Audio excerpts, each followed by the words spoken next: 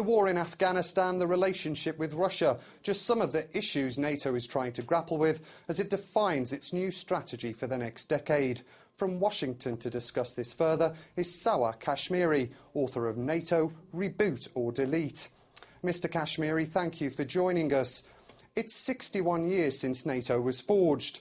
Do we still need it in today's world?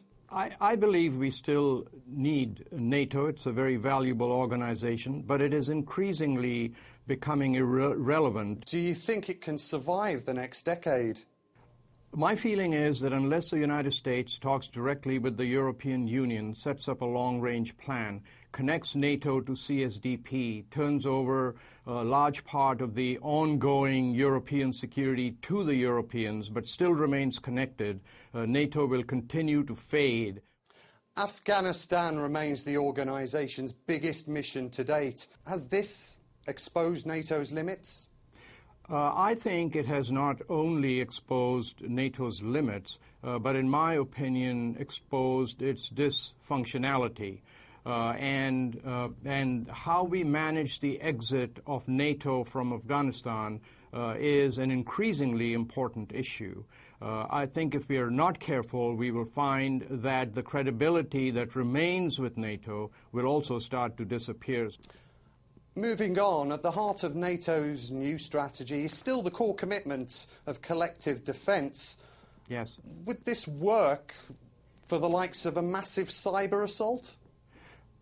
You know, that's a really good question. I don't believe it can, because if you go back to Estonia just a few years ago, when Estonia was brought to its knees within a few hours with a cyber attack, and the Estonian presidency went to NATO and asked for help, they very quickly found out that this is not considered a Article 5 event for NATO. And NATO was unable to help. In fact, it's still unable to help. Washington has a number of reform plans regarding security, for example, the Missile Defence Shield.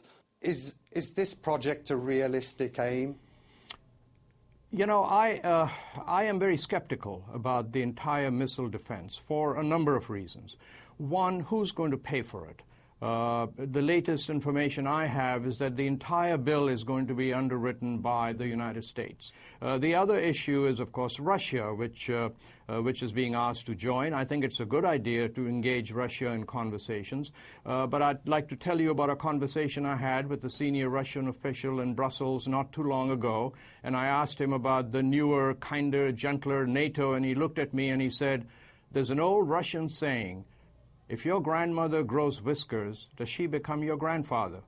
So I just offer that as some of the difficulties that we will face going forward.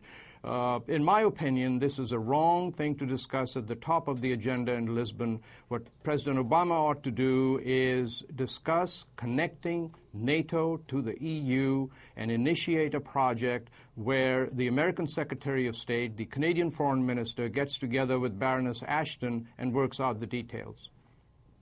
Mr. Kashmeri, thank you for joining us. It's my pleasure. Thanks so much for having me.